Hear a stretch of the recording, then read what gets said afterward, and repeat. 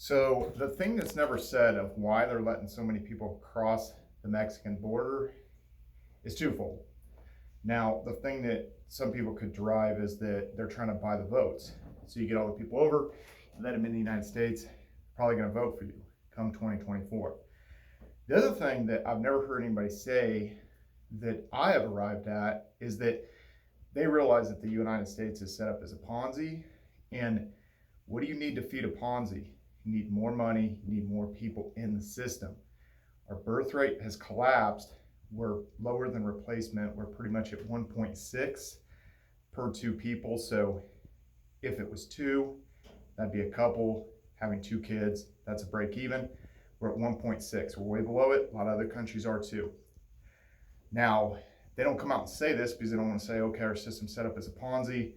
We realize our birth rate is collapsing and we have to illegally just let all these people buy because, you have to go through the right channels and stuff like that to approve certain immigration and the amounts of immigration. And they just want to bypass that because what they realize is that in 10 years, Social Security is going to be bankrupt. And I didn't realize it was going to come this fast. You'd always hear like, well, it's not going to be around for me. You hear people say that. But it is actually going to be bankrupt in 2034, if not sooner. I mean, that's the current projection. That could change. And what happens in 2034, essentially they'd have to drop the benefits to like 80% of what was supposed to be paid. And realize that people have paid in a certain amount to then get a percentage back out. So this thing operates like a Ponzi, but the whole entire system operates as a Ponzi. And it's just all this debt, basically all this money printed out of nowhere. So how do you solve this problem? You have it coming from several different angles. So it's like, well, okay, just let these people flood across the border. And in general, and this isn't a racist thing or anything like that, but in general, the people down in Mexico are having more kids than people that are born in the United States. That's just a fact. So what do you do when you have kids? Typically they're going to work that much harder. So there's a lot of these jobs that are going unfilled, and a lot of people are kind of confused of why that is. Like Mike Rowe is like, these people don't want to work, these people don't want to work. Well, it's not that they don't want to work, there's just no pot of gold at the end of the rainbow, or there's not this like pressing urgency that they have these kids. Modern birth control and other factors in play, birth rates are collapsing faster than people realize. And I think it's going to be way worse off than a lot of the predictions because there's so many women in their 20s that say they don't want to have kids for various reasons. They might say, oh, the world's overpopulated or this or that. And in reality, the population is collapsing in a lot of countries. And so at the end of the day, China's dealing with this as well. Italy's dealing with it. Japan's dealing with it. And then you just don't have this economic activity going on.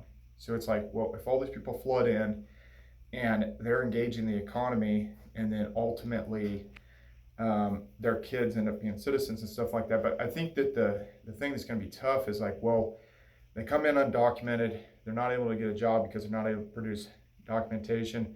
It's going to be kind of like they're working under the table, and it's almost like you have to know somebody to go there and work in their business. Well, that'd be landscaping, it could be a restaurant, it could be painting, it could be something else. It could be a white collar job. But typically not, because if someone had like a lot of resources, they'd probably go through different means to come across the border. But people are showing up in the dry tortugas. They had to shut down that national park for 2-3 days. Because so many people came from Cuba, people coming across the Mexican border. And at the end of the day, I think a lot of the people, don't realize how expensive it is to live here. And then you have the opposite effect.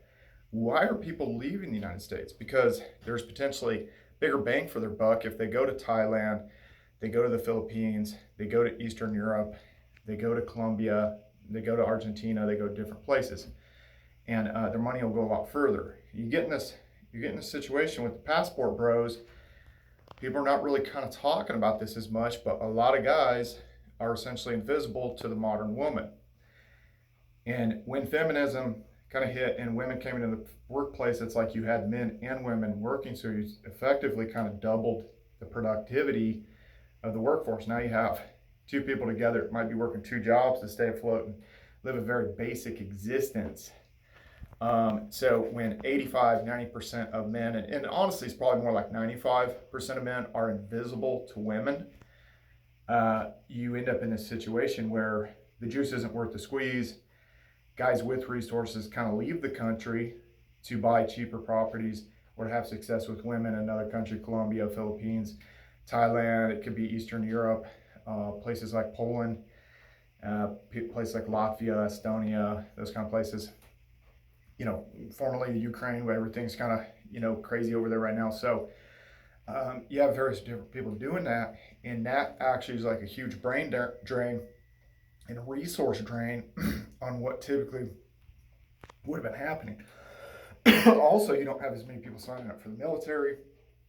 They're not kicked into action to work these like hardcore jobs where they're risking life and limb, running plasma torches, working in foundries and all that kind of stuff. So how do you kind of integrate this new population in that's willing to do that job and has 3, 4, 5 kids to support? The hardest workers you'll see are the people who have a bunch of kids, because they're like, they have to work. They're like, those are my kids. I got to kick in action. And that's been true for, regardless of what race they were. Some of the hardest working people I've ever been around, where I was like, damn, I can't keep up with their grind. They're going at it. There are people with a lot of kids. Anyway, guys.